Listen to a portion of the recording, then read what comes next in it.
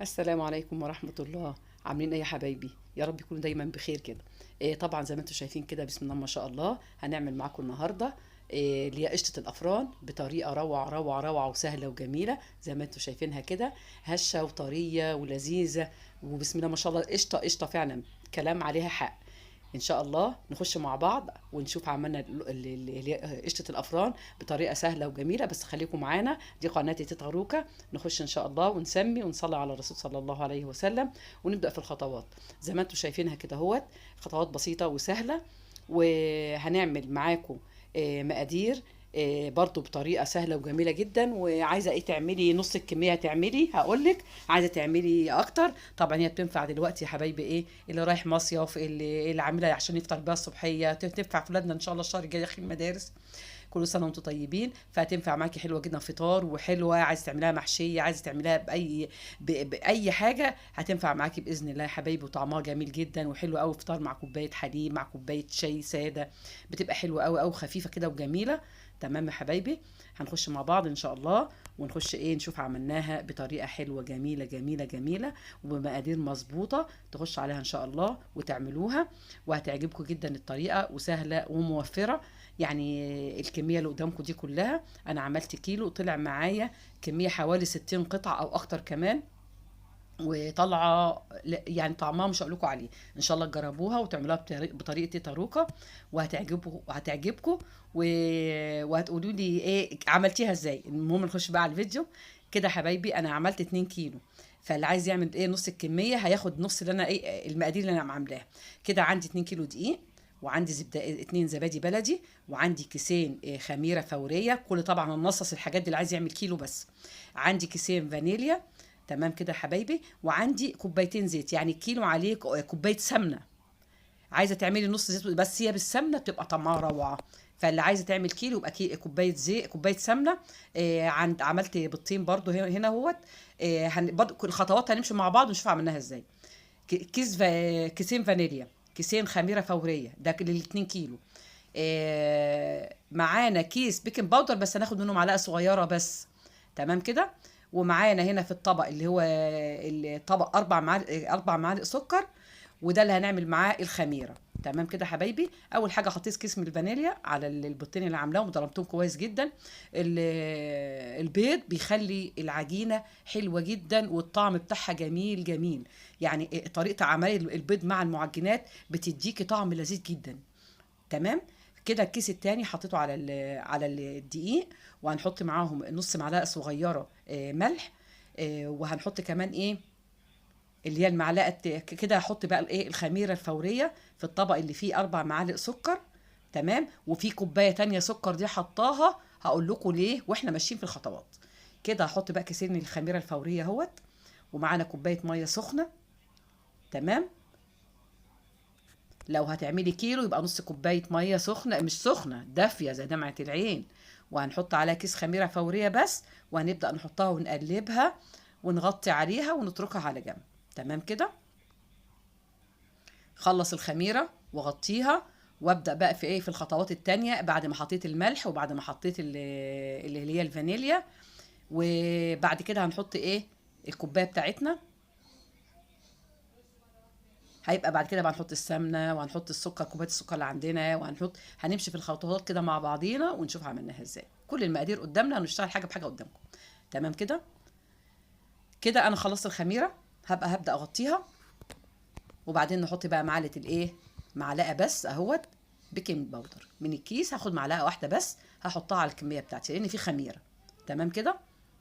ادي المعلقه اهيت، معلقه صغيره بس اهي، وهحطها. اقلب بقى مقاديري مع بعضها. وبعد كده نبدأ نضيف بقية الإضافات بتاعتنا. وطبعا ما تسيبوش الفيديو، لأن برضو في حاجات في الآخر هقول لكم عليها، حاجة مهمة جدا لنجاح قشطة الأفران. فخليكم معايا في حتة التسوية، وحتة بعد ما طلعها من الفرن. حاجة مهمة جدا لازم برضو تعرفوها، هقول لكم عليها إن شاء رب العالمين. بس خلينا في الخطوات دلوقتي. احنا كده خلاص قلبنا الملح مع البيكنج باودر مع اللي هو الفانيليا. لسه هنحط بقى كوبايه السكر بتاعتنا او كوبايه السمنه الاول. هنحط كوبايه كوبايه كده. تمام. هم كوبايتين على 2 كيلو، يعني كل كيلو عليه كوبايه سمنه بس. وطالعه روعه. هنحط كوبايه تانية بس مش هحطها كامله، هحطها كده 3/4 واسيب الربع الاخير كده اهوت. هنعمل برضو بيه حاجه تانية بعد ما ايه، بعد ما نلف الدقيق بتاعنا مع الايه، مع الدقيق مع السمنه. كده بقلب بقى كويس جدا في الايه، في السمنه مع الدقيق. وهبدا بقى بالساعه كده على ايدي بعد كده. تمام. كانك بتبسي الكحك بقى، بتخلطي كل بقى ايه الدقيق بتاعك مع السمنه. تمام، بتشبعيه بيه. وبعدين ايه زي ما انت شايفه كده اهوت. هنعمل بقى الدقيق بتاعنا كله بنفس الطريقه كده لحد ما يشبع كله، يبقى زي حبات الرمل كده متشبع بالسمنه. وبعد كده هنبدا بقى ايه، نحط كوبايه السكر اهوت. تمام. برضو الكيلو هيبقى عليه نص كوبايه سكر. عندي البيضتين حطيتهم دلوقتي برضو مع الفانيليا. اقلب ده كله واحط كمان عندي ايه، اللي هما العلبتين الزبادي البلدي. ما عندكيش زبادي بلدي هتحطي بقى قشطه، لو عندك قشطه حطي. إيه بس إيه، دي كمان مديها طعم روعه، طعم جميل جدا كمان. ومخلي العجينه كده طعمها جميل وريحتها فلاحي كده جميله جدا. كده الزبادي البلدي اهو. برضو علبه واحده لو هتعملي إيه كيلو واحد. تمام كده. هقلب بقى كل ده مع بعضه، واكون برضو محضره كوبايه ميه دافيه جنبي برضو، او ايه شويه ميه برضو دافيه، عشان ايه لو احتاجنا ميه. انت عارفين طبعا ايه الدقيق بيختلف من نوعيه لنوعيه. كده بقى هنخلط ده كله مع بعضه. وسايبه اهوت ايه اللي هي ربع كوبايه السمنه اللي باقيه. بالسمنه حلوه، لان الزيت يعني بينشف القرصايه شويه، لكن السمنه بتخليها طريه وفيها طراوه وجميله زي بتاعه الافران واحلى كمان. انما الزيت ينشف العجين. كده بقى هبدا ايه الم المقادير بتاعتي كده باللي انا حطيته، الاضافات اللي احنا ضفناها. كده كانت الخميره خلاص بتاعتي ايه خمرت زي ما انتم شايفينها كده. هبدا بقى اضيفها، مش هحط اي ميه خالص لحد ما اشوف السوائل بتاعتي اللي انا عاملاها مع الخميره. هبدا احط بقى الخميره برضو وبقى بكمل بقيه العجن بتاعي. وبعد كده لو احتجت بقى ايه ميه تاني هضيف الميه بتاعتي لو احتاجت. انا كده مجهزه مع جنبي في الطبق اللي هو كان فيه الخميره، حطيت فيه الميه الدافيه وبدات اخده الايه بالكوبايه زي ما انتم شايفين كده. هبدا بقى اخد الايه الميه، وابدا ايه اضيف برضو حبه بحبه، مش هضيف الكميه مره واحده.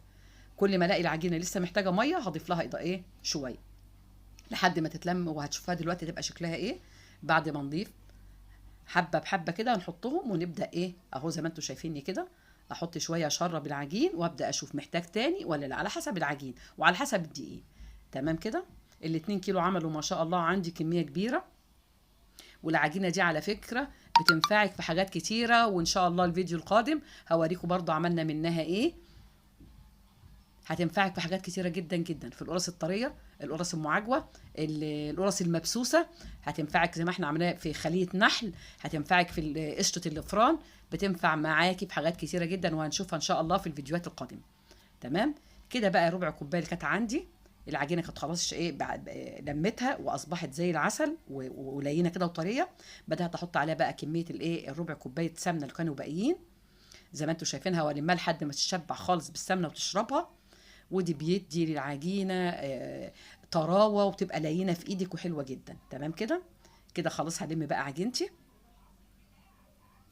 لحد ما ايه السمنه تختفي خالص تماما منها. وبعد كده هنبدا بقى ايه نجهز حاجتنا بقى والسجان اللي هنعمل فيها او الصواني. خلاص كده. ومسحت بقى كوبايه السمنه بقى. تمام يا حبايبي. وهنبدا بقى ايه نجهز نفسنا ونعملها بقى ونرصها في الصواني. العجينه بقى شايفين بقت عامله ازاي. انا سبتها شويه عبال ما جبت حاجتي. بص لينه وحلوه جميله ازاي. هبدا بقى اقطعها زي ما انتم شايفين. عندك القطاعه هتقطعيها، عايز اقطعها بايدك قطعيها، عايز تعمليها بالقطاعه زي ما انت المتوفر عندك اعمليه. احنا عايزين نعملها زي حبه الليمونه كده، بس بالنسبه للايه اللي هي قرص اللي هي قشطه الافران هنقطعها قطع صغيره. تمام. وانت بقى وايدك انت ايدك ميزان تمسكيها. احتاجت حته عجينه تانية بتعمليها اهو زي ما انت شايفه كده. وهبدا بقى اكورها كده وارصها في الايه في الصواني بتاعتي اهو. هنعمل كل الايه الكميه كده حبه بحبه بحبه بحبه كده لحد ما تخلص العجينه بتاعتي. اللي وصل معايا في الفيديو لحد هنا ما تنسوناش من اللايك وتعليقاتكم الجميله ودعمكم لنا في قناه تاروكا. دعمكم مهم لنا، بيخلينا نستمر. فربنا يجازيكم عنا كل خير، وانا بحبكم في الله، وما نقدرش نستغنى عنكم وعن دعمكم. واللي طبعا ما اشتركش لسه وجديد يخش يشترك بقى ويحط بصمته كده الجميله. كده دهنت الصينيه سمنه، وهبدا بقى احط ايه القطعه اللي انا ايه حطيت قطعتها دي في قلب الصينيه. تمام كده. انا بشوفها بايدي كده، اشوفها زايده شويه، مش من غير ميزان ولا حاجه، انت ايدك ميزان، فبتبصي كده ايه محتاجه حته عجينه، لا كده حلوه كده كلها قطعه واحده. تمام. ابدا اعملها هي كده بالفازه زي ما انتم شايفينها كده بطريقه لف الصوابع كده، وهبدا بقى احطها وابططها بايه ببطن ايدي كده. تمام زي ما انتم شايفين كده، وسهله وما خدتش وقت بصراحه. وما اقولكوش بقى على الطعم بتاعها بقى كده مع كوبايه شاي او كوبايه شاي بحليب، يا تبقى روعه على الصبح على الفطار كده. والكل طبعا بيحب القرصه بتاعتي، ده لازم الصبحيه دي المزاج كده اهوت. وهنعمل بقى بقيه الكميه، اطلع برضو حته عجينه تانية لحد ما تكتمل ايه الصينيه بتاعتي. بصراحه طلعت يعني الكيلو عمل عندي كميه كبيره جدا، لان انا عملت حاجه تانية برضو بالكيلو التاني، وهقول لكم عليه الفيديو القادم ان شاء الله. كده اهوت بدات الايه، سبتها على الصينيه شويه بعد ما عملتها، وبص بسم الله ما شاء الله بدات تنفش، دليل ان العجينه حلوه جدا وناجحه. هسيبها بقى كده، وبعد كده نبدا ندخلها في الفرن. تمام كده يا حبايبي. انا دهنت الوش بتاعها ايه معلقه سمنه كده،